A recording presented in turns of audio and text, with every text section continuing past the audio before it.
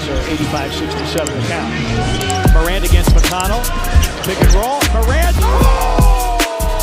My word! Holy cow!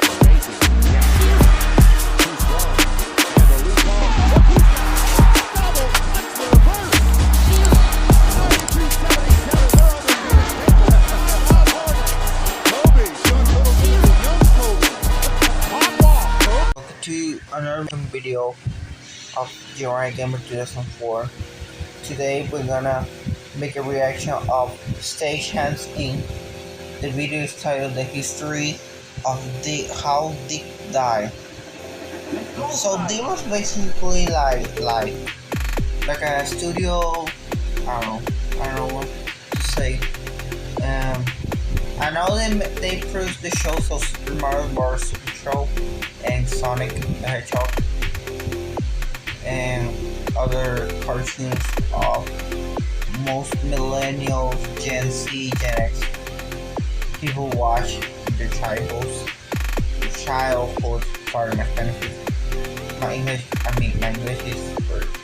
So anyway, did you guys wonder why I was like 2 weeks without uploading a new video? It's because I was taking a break, stress, like stuff that happens in my life, personal life, everything. But anyway, guys, don't forget to subscribe, click the like button, and hit the bell for notifications so you never miss any new videos. And without further ado, let's start this reaction. The incredible world of geek entertainment is just that, incredible.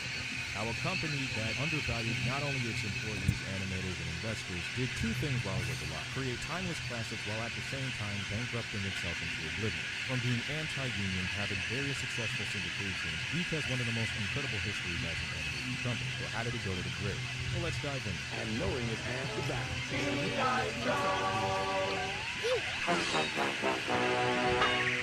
Geek, also known as Diffusion Information Communications, was founded in France in 1971 by Jean Talbot. At the time, it was known Super American. Funny hell. Good job, Napoleon. I think that's a reference from the Cowardly Dog Show where this old man says, "Stupid dogs." Geek audio-visual in the late 1970s and 80s. The company was well known for dubs and translations, which is semi-ironic considering some of the scripts. Snooping as Ooh. usual, I see. Under the division of Radio Television Luxury. YTP. Don't bring us some YTPs. In 1981, Geek partnered with Tokyo Movie Shinsa to get started on its anime. international career. During the time, Geek would collaborate on Ulysses 31 as well as Lupin the Eighth, which never got released up until Lupin the Third Master File box set. This particular episode was a French-Japanese co-production, with the plot revolving around the descendants of Lupin and Company. This 2-episode special only had one episode completed with animation, music, and effects, but was never released to the public. Because LeBlanc's estate wanted a large sum for the Lupin name in France, the launch was canceled. However, it is rumored to be the inspiration The voice of that character made by Don Adams. Geek would expand from France to the United States and Burbank, California. While in the States, would translate cartoons to dub for American audiences. Andy Hayward, former story writer for Hanna-Barbera, would oversee the operations of this sector of Geek non-union. Now, for those not in the know, IATSE Local 839 in Burbank oversees and protects animators, writers, and technicians. Just keep that in mind. This meant that most of the shows produced would be outsourced overseas to cheaper companies and hired employees on a per-show basis to cut costs.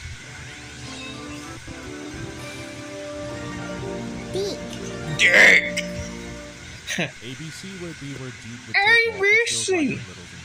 The company would then get into partnerships with toy and greeting card companies to Grandma. but also utilize the IP and characters Care Bears. shows like Care Bears. By then, Geek would be one of the first non-union studio houses with investors to go up against heavy-hitting giants such as Nickelodeon and Cartoon Network. In order to bypass Dum dum dum dum dum dum dum. It was created in 1983. In various attempts to unionize, which all failed. You fail. Certain branches of You don't shit. to better expand to LBS Communications, Mattel, Mattel, Columbia Pictures, Colex Enterprises, and Access Indication. By then, Geek bought the rights to Carl Lorimar Home Video. In the late 80s, SpongeBob. investors came to Free money. 52% stake I in wish stock, that was real. Company, Prudential Insurance, and Radio Television Luxembourg. This cost Geek $70 million.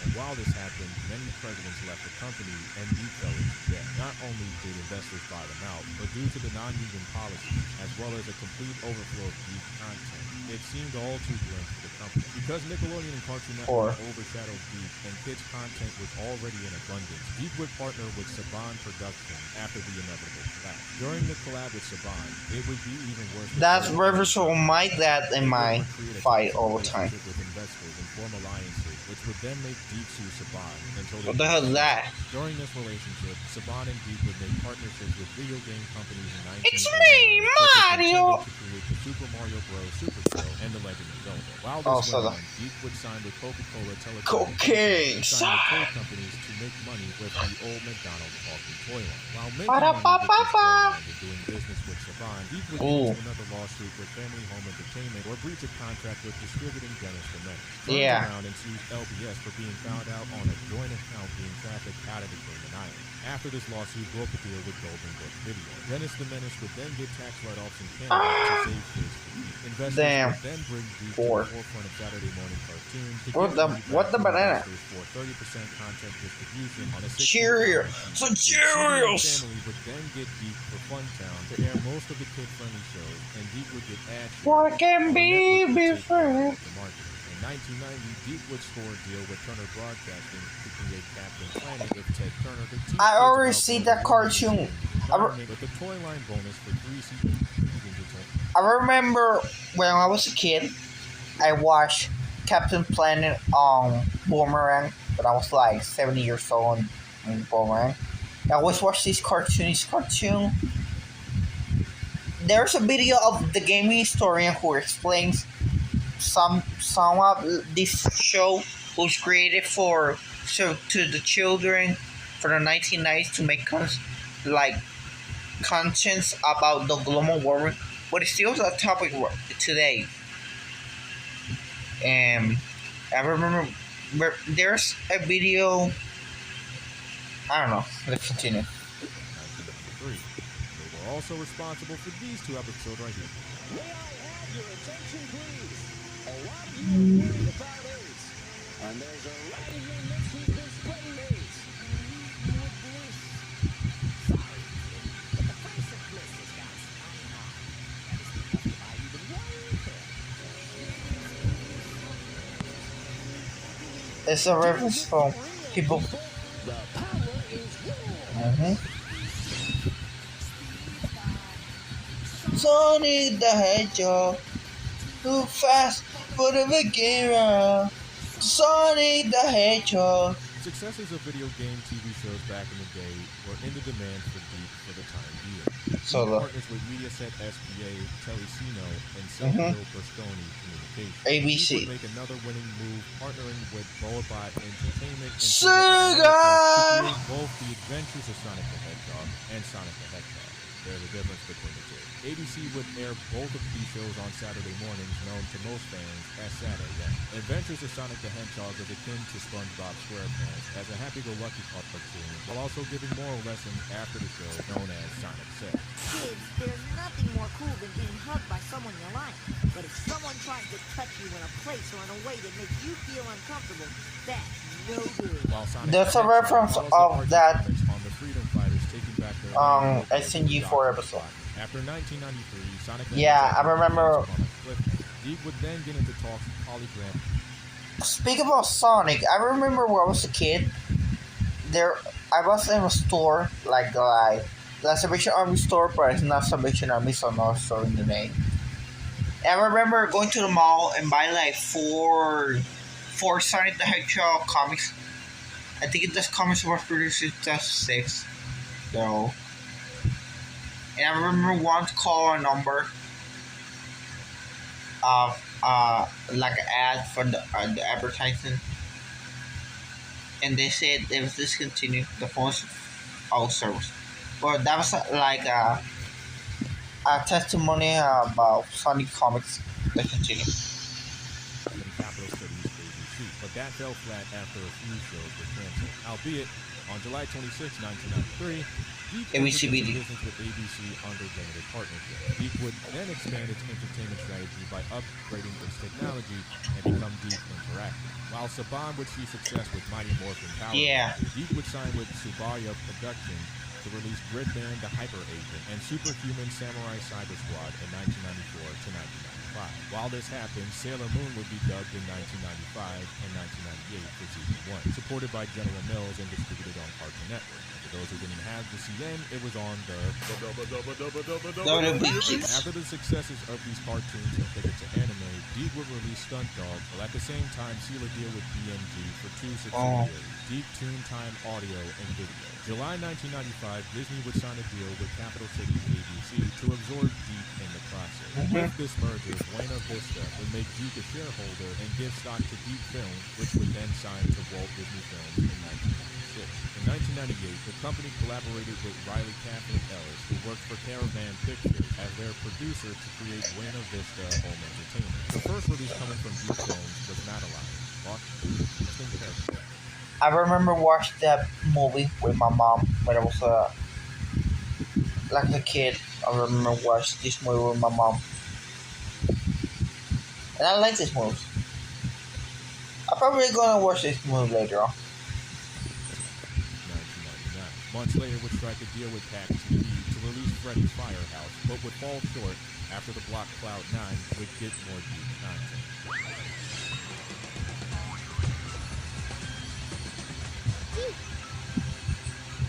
During the 2000s, Andy Hayward would buy back Deke from Disney with the help of Bain Capital and Chase Capital Partners. Damn. On November 25th, Disney would give back the company. However, Deke would go back to its old ways.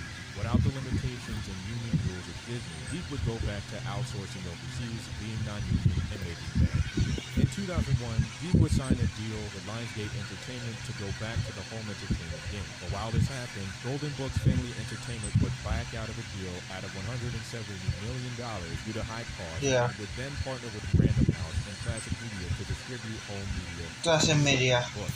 In 2003, Deke would expand itself to make Deke Kids Network to air its own content on various channels. Yeah. While on the other hand, sue Speed Racer Enterprises for What the hell is that? breaching Ah, contract that's not airing it. Speed Racer X and other Speed Racer IPs under Deke. Now Entertainment would partner to create Stan Lee's Super Secret 6, which was never aired. Because the Deke Kids block was doing low views while Deke Yeah. content itself was out the door concerning buyouts, lawsuit, and the mid-2000s, Deke would return to the Walt Disney Company and get international Yeah, I rights watched that. to certain shows under Jetix Europe. KOL's Yeah. Secret Slumber Party would air after a partnership with CBS Corporation, which would air 3 hours each Saturday.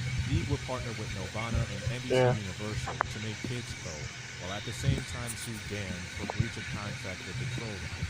While these lawsuits were going on, Deke would merge with the Cookie Jar Group for $7.6 million made by Jeffrey and Ada. Due to the merger, Deke would change the Deke Kids name to Cookie Jar Kids and release Sushi Pack. The merger would prove successful up until 2014, when Cookie Jar would close down and merge with VHX Media, also known as Wild Brain. Yeah, Deke's final Caillou. resting place, as well as all IPs, are all under the Wild Brain name. Deke is the Krusty Krab of animation. Literally. Cuts Yeah. corners, the boss is pretty cheap, but the Yes. product is digestible with workers that can put up with it or dread the work just for a check. It's a Mhm. no-brainer why Deke is no longer around. No. Too many cooks were in the kitchen, as investors would either Yeah. get too much stock or bail the company out. Not only that, Mhm. the non-union approach was what turned a lot of animators away. As most heavy hitters For were sure. union houses that could represent their workers, Deke can only devalue its talent while adding insult to injury Yeah. by outsourcing work overseas at Mhm. no cost. Making cheap animation during the 80s and 90s was self-evident in many cases with a bunch of networks. But unlike Nickelodeon and Cartoon Network, who were Something able to like- invest and outbid on projects, Deke would underbid Yeah. on projects and only hire on a freelance basis. This didn't hurt the name For so free. much, as his content was memorable in a sense and gained Yeah. an edge by creating video game-based cartoons, Mhm. albeit creating rifts and relationships with partners such as Saban, who would outlast Deke for a few years. up Yeah, until for more years. Deke survived through the skin of its teeth by partnerships in various cartoons it had under its IP. Today, it lives on through Wild Brain, which to this day keeps the legacy alive by rebooting Yeah. certain Deke IP. For us 90s kids, Deke was a staple in our childhoods, but like everything, was a little kid's dream, but to rest. Yeah.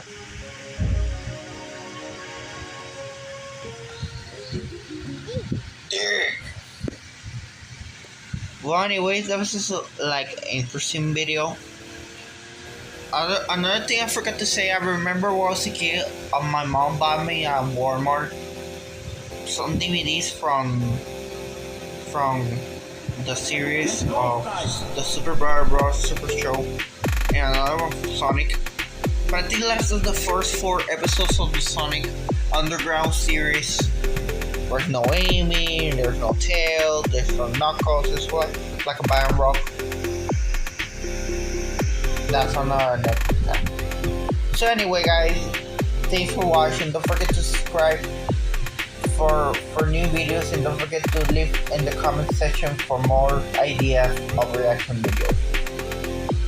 So see you next time. Peace.